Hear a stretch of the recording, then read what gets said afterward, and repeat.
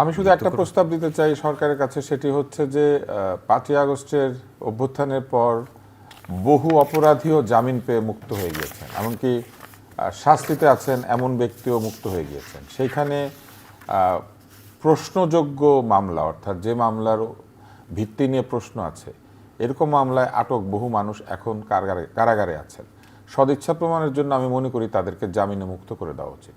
বিশেষ করে যারা সাংবাদিক আটক হয়ে আছেন, এদের মধ্যে একটা বড় অংশ অবশ্যই কারো যদি প্রমাণিত অপরাধ থাকে বা কোনো ধরনের ষড়যন্ত্রের সংশ্লিষ্টতা থাকে, সেটা প্রমাণ সাপেক্ষে হবে। কিন্তু আমি মনে করি যে সাংবাদিকদেরকে, সামাজিকভাবে গুরুত্বপূর্ণ ব্যক্তি, সাহিত্যিক যারা লেখালেখি করেছেন, এরকম কিছু মানুষকে জামিনে মুক্ত করে দেওয়া উচিত। এই জন্য যে তাতে করে এই নির্বাচন পূর্ববর্তী সময়ে ভিন্নমতের প্রতি সহিষ্ণুতা এবং এক ধরনের সহনশীলতার যে সংস্কৃতি, সেইটা আমি মনে করি যে এই সরকার দেখাতে পারবেন।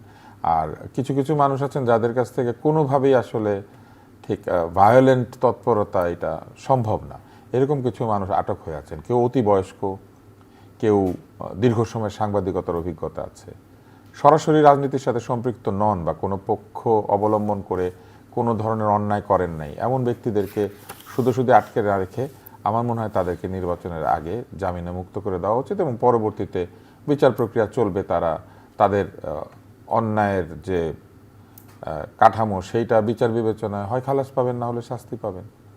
এইটা আমি মনে করি যেটা করা উচিত। কেননা আন্তর্জাতিক গণমাধ্যমে অহেতুক একটা সমালোচনা হয়েছে এবং এই সমালোচনা অব্যাহত থাকবে, কারণ এরই মধ্যে দুটি গণমাধ্যমের উপর আক্রমণ হয়েছে, সাংস্কৃতিক প্রতিষ্ঠানে আক্রমণ হয়েছে। সবগুলি বিষয়কে এক জায়গায় নিয়ে আসার একটা চেষ্টা কিন্তু আন্তর্জাতিকভাবেও হচ্ছে।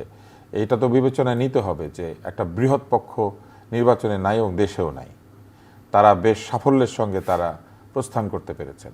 এখন এরা নিশ্চয়ই চুপ করে বসে থাকবেন না এবং এই প্রশ্নগুলি আরও জটিল হবে এবং এই জটিলতাটা এড়ানোর জন্যই আমি মনে করি যে তাদেরকে জামিনে মুক্তি দাও। ধন্যবাদ আপনাকে।